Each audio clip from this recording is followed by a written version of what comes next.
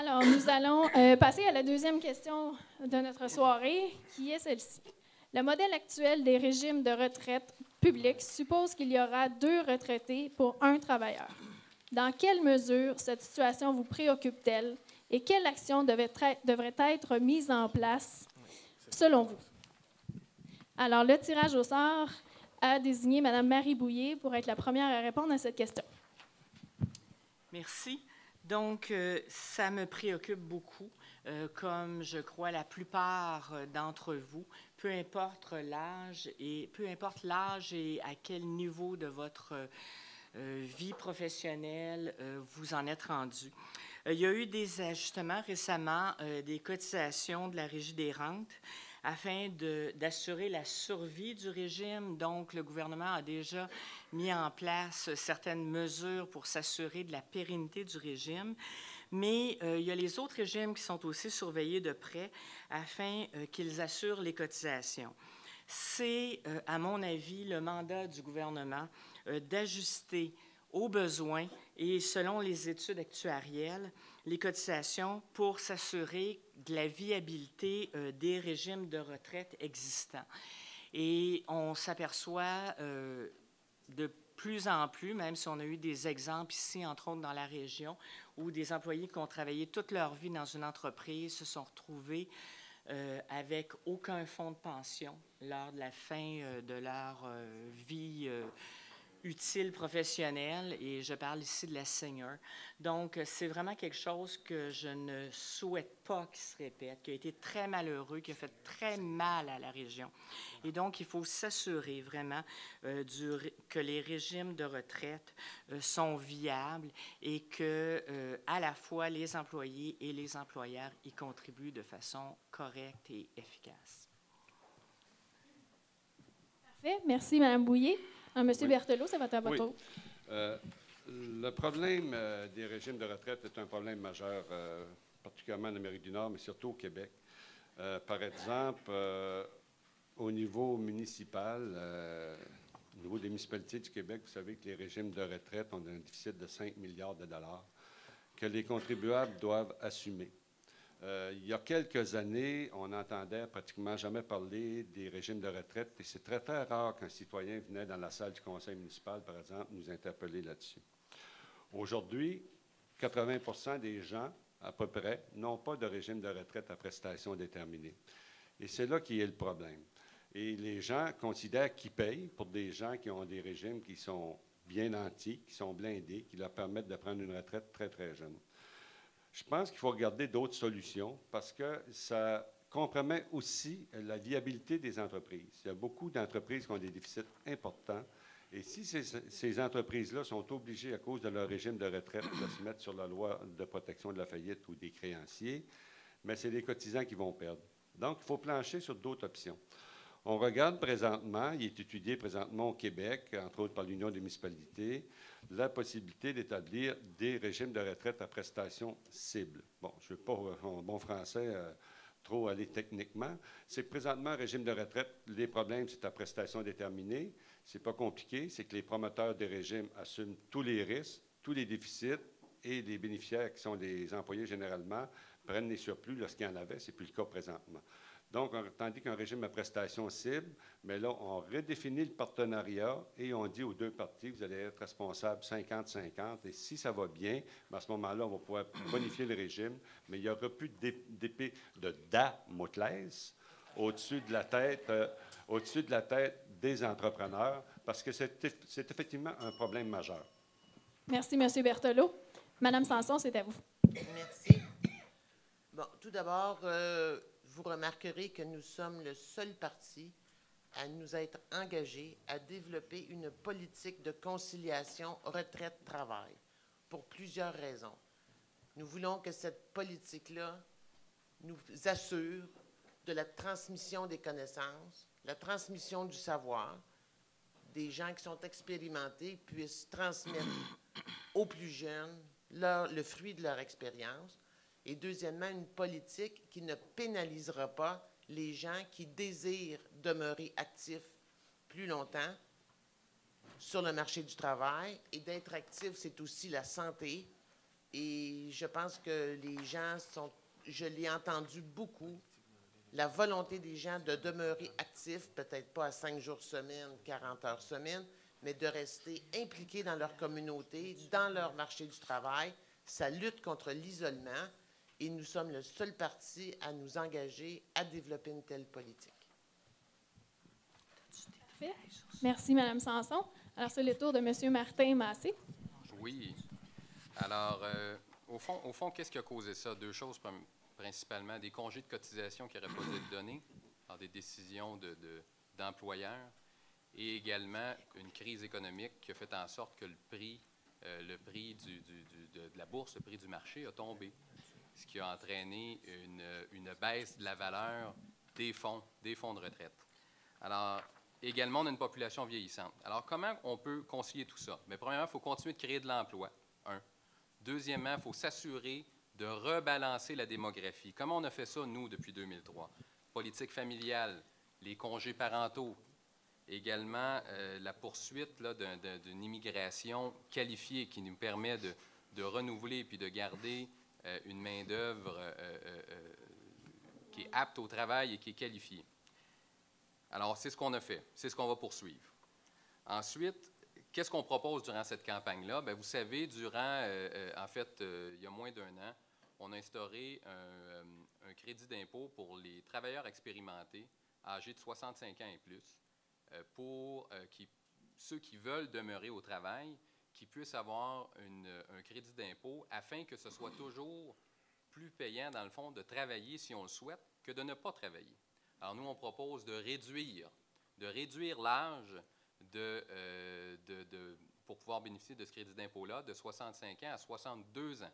Parce que nous, ce qu'on pense, c'est qu'il y a des travailleurs expérimentés qui souhaiteraient demeurer sur le marché du travail, mais à un moment donné, on fait tous le calcul. Hein? Est-ce que c'est préférable de travailler parce qu'il y a aussi un coût à travailler? Hein? Il y a un coût en déplacement, un coût en vêtements, un coût en nourriture, plus aussi un coût en qualité de vie, il ne faut pas se le cacher.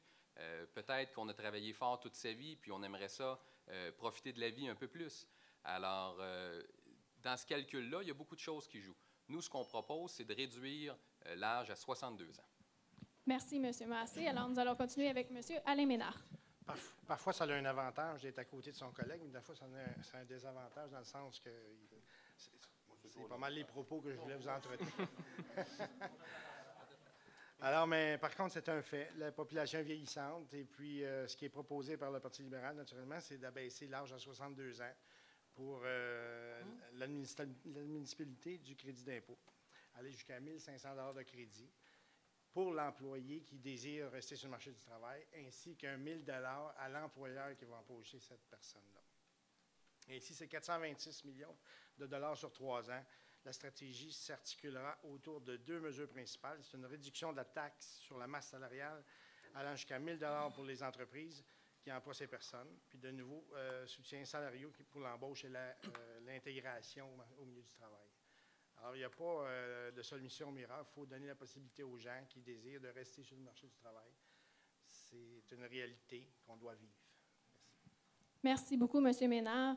Alors, nous allons poursuivre avec M. Turcotte. Donc, ma collègue Marie a bien expliqué la position du parti, mais moi, j'ajouterais aussi comme problème que ça suppose, ou bien comme piste de solution, c'est de travailler sur la formation de notre main-d'œuvre, avoir des gens mieux formés, parce que c'est sûr que des gens au salaire minimum vont avoir de la difficulté à payer et à compenser pour le manque de population active dans les prochaines années. Donc, en ayant des gens avec des meilleurs salaires, ça va nous aider. Et l'autre chose, c'est effectivement faire en sorte que nos personnes puissent travailler plus longtemps, peut-être dans des meilleures conditions, avec des horaires variables ou à leur goût, en favorisant davantage le mentorat. Et peut-être pour Mme Sanson, juste pour votre bénéfice, dans le programme du Parti québécois, on voit qu'on a un chapitre sur le mentorat.